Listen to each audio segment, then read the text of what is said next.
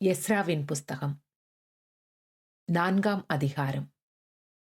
சிறையிருப்பிலிருந்து வந்த ஜனங்கள் இஸ்ரவேலின் தேவனாகிய கர்த்தருக்கு ஆலயத்தை கட்டுகிறார்கள் என்று யூதாவுக்கும் பென்யமீனுக்கும் இருந்த சத்துருக்கள் கேள்விப்பட்டபோது, அவர்கள் செருபாபேலிடத்துக்கும் தலைவரான பிதாக்களிடத்துக்கும் வந்து, உங்களோடே கூட நாங்களும் கட்டுவோம், உங்களைப் போல நாங்களும் உங்கள் தேவனை நாடுவோம். இவ்விடத்துக்கு எங்களை வரப்பண்ணின அசீரியாவின் ராஜாவாகிய எசரத்தோன் நாட்கள் முதற்கொண்டு அவருக்கு நாங்களும் பலியிட்டு வருகிறோம் என்று அவர்களோடே சொன்னார்கள். அதற்கு செருபாபேலும் யெசுவாவும் இஸ்ரவேலில் மற்றுமுள்ள தலைவரான பிதாக்களும் அவர்களை நோக்கி, எங்கள் தேவனுக்கு ஆலயத்தை கட்டுகிறதற்கு உங்களுக்கும் எங்களுக்கும் சம்பந்தமில்லை. பெர்சியாவின் ராஜாவாகிய கோரேஸ் ராஜா எங்களுக்கு கட்டளையிட்டபடி நாங்களே இஸ்ரவேலின் தேவனாகிய கர்த்தருக்கு அதை கட்டுவோம் என்றார்கள்.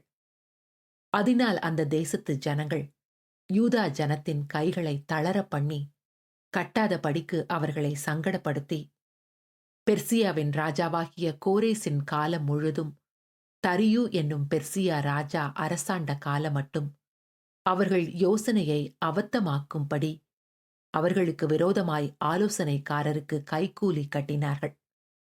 அகாஸ்வேரு அரசாளுகிற போது அவனுடைய ராஜ்யபாரத்தின் துவக்கத்திலே யூதாவிலும் எருசலேமிலும் குடியிருக்கிறவர்களுக்கு விரோதமாக பிரியாது எழுதினார்கள். அர்த்தசஷ்டாவின் நாட்களிலும் பிஸ்லாமும் மித்திரேதாத்தும் தாபேயேலும் மற்றுமுள்ள அவர்கள் வகையராவும் பெர்சியா ராஜாவான அர்த்தசஷ்டாவுக்கு ஒரு மனு எழுதினார்கள். அந்த மனு சீரிய எழுத்திலும் சீரிய பாஷையிலும் எழுதியிருந்தது. ஆலோசனை தலைவனாகிய ரெஹூமும் கனகனாகிய சிம்சாவும் எருசலேமுக்கு விரோதமாக அர்த்தசஷ்டா என்னும் ராஜாவுக்கு எழுதின மனுவிலே கையொப்பம் போட்டவர்கள் யாரென்றால், ஆலோசனை தலைவனாகிய ரெஹூமும் கனகனாகிய சிம்சாயும் மற்றுமுள்ள அவர்கள் வகையரவாகிய தீனாவியர், அபர்சாத்தியர், தர்பேலியர், அப்பார்சியர், அர்கேவியர், பாபிலோனியர், சூஷங்கியர், தெகாவியர், ஏலாமியரானவர்களும் பெரியவரும் பேர் பெற்றவருமான அஸ்னாப்பார் அவ்விடங்களிலிருந்து அழைத்து கொண்டு வந்து சமாரியாவின் பட்டணத்திலே குடியேற பண்ணின மற்ற ஜனங்களும் நதிக்கு இப்பாலே இருக்கிற மற்ற ஜனங்களுமே.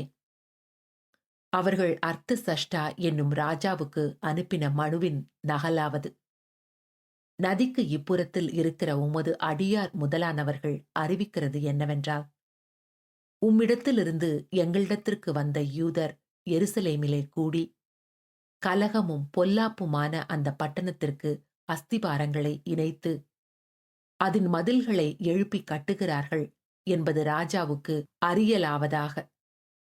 இப்போதும் அந்த பட்டணம் கட்டப்பட்டு அலங்கங்கள் எடுப்பிக்கப்பட்டு தீர்ந்தால் அவர்கள் பகுதியையும் தீர்வையையும் ஆயத்தையும் கொடுக்க மாட்டார்கள்.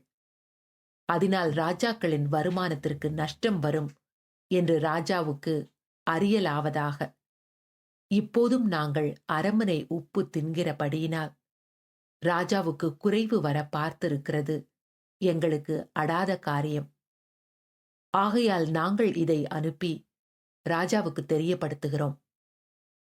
உம்முடைய பிதாக்களின் நடபடி புஸ்தகங்களில் சோதித்து பார்க்க உத்தரவாக வேண்டும்.